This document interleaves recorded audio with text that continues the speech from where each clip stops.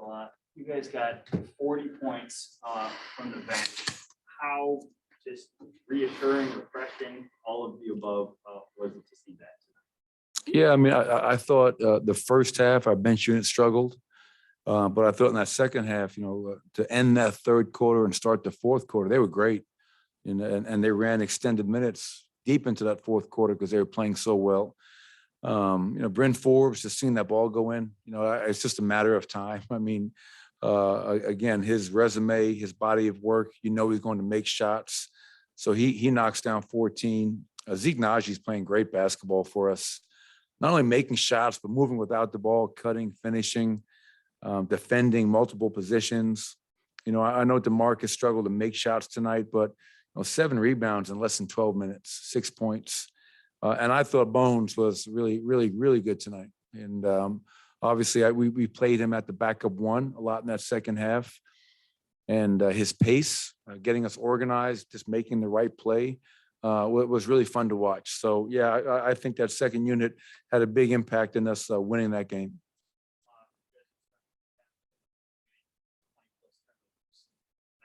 Fortunately, a little disconcerting. Oh, no doubt. It's funny. I guess the basketball guys were listening. I talked about how pregame that it really hasn't been a season-long issue. We've been really good in terms of assist turnover ratio, but now this is 2 games within our last maybe 5 where turnovers are just out of control. So 21 for 26, we win the game. I think that happened in one of our Detroit games. We had a lot of more turnovers and still won. So, you're playing with fire when you try to turn the ball over that much, and you can get away with it some nights, but, going against the defending world champions coming up, that's a recipe for disaster.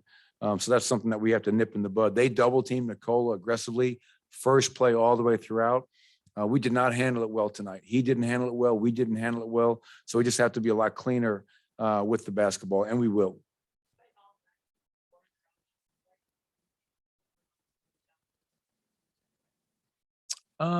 Yeah, I think just finding a rhythm. I think we are 8-3, 9-3, maybe in the last 12 games now. Which is great. And the offense is definitely clicking. Aside from the turnovers, we had 29 assists, 50 from the field. We're getting to the foul line a ton as of late, which is always something that you want. My father texts me that after every game. You guys got to get to the foul line more, and I respond, I know. But it's just I think we're finding a rhythm. And Aaron had 20 points tonight. Nikola gets another triple-double.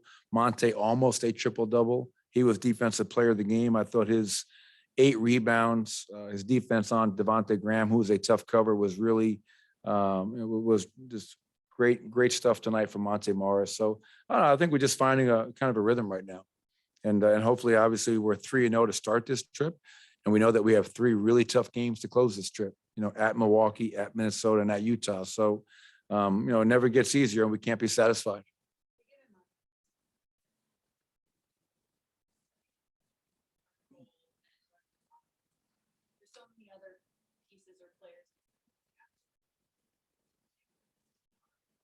Yeah, I think it's a really important point, Katie, because I think a lot of us, myself included at times, like we're judging him unfairly. Like, he's not Jamal Murray.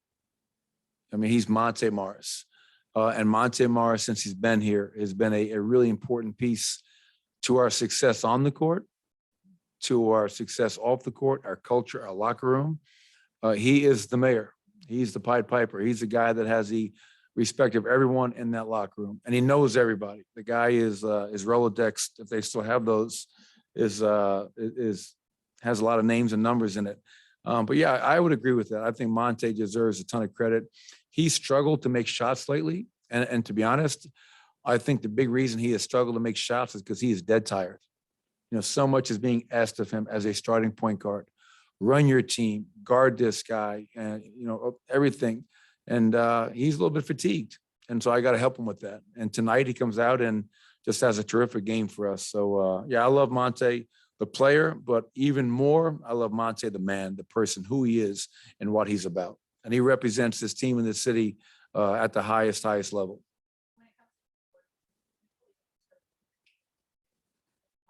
His work ethic and his desire to want to be better and how much he cares so much. Do you feel that too?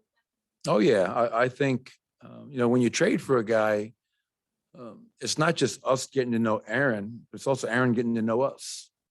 And sometimes that getting to know you period goes well, and there are examples when it doesn't. And so we get him, and we play very well to close out the season, win a playoff series with him, and we lose in the second round. And in that period of time, I think Aaron Gordon said to himself, you know what, this is where I want to be. And we talked about it early in the year, like him and his representation were contacting us about, hey, let's get something done. Aaron wants to be there. He wants to play with these guys. He wants to be coached by Coach Malone, the coaches, wants to be around Tim Connelly in the front office. And you have to love that. So, and he's not satisfied. He had a good season, but we got swept in the second round. And I think that left a bad taste, and it was a motivating factor for a lot of guys in the offseason. You'd wish that we were fully healthy right now, but we're not. So all we can control, Katie, is what we can. And that's trying to be the best team we can be with who we have available.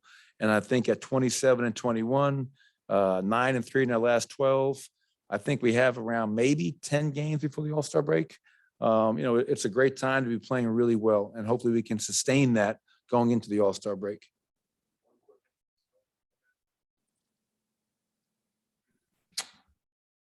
Hey there, Michael. You mentioned this was a very frustrating game for Nikola, being hard doubled tonight, being in foul trouble, and then replay showed a couple, I thought, really bad missed calls on him. In years past, I think he might have gotten thrown out. Have you seen a growth in him and just understanding his importance, controlling his temper, or those types of things over the last year? Yeah, I think so. I can only say I agree. But regarding Nikola, yes, I think there has definitely been a maturation and an understanding, to your point, Adam, that, if I get thrown out of this game, that's not going to go well. I mean, you see it written all the time. Our efficiency when Nikola's on the floor is like maybe the best ever. And when he's not on the floor, it's just not very good. So I think he understands his importance and how there's not only him out there, but how he makes everybody else better, the true definition of greatness. So yes, he's matured, he's grown up. I think being a husband, being a father helps that.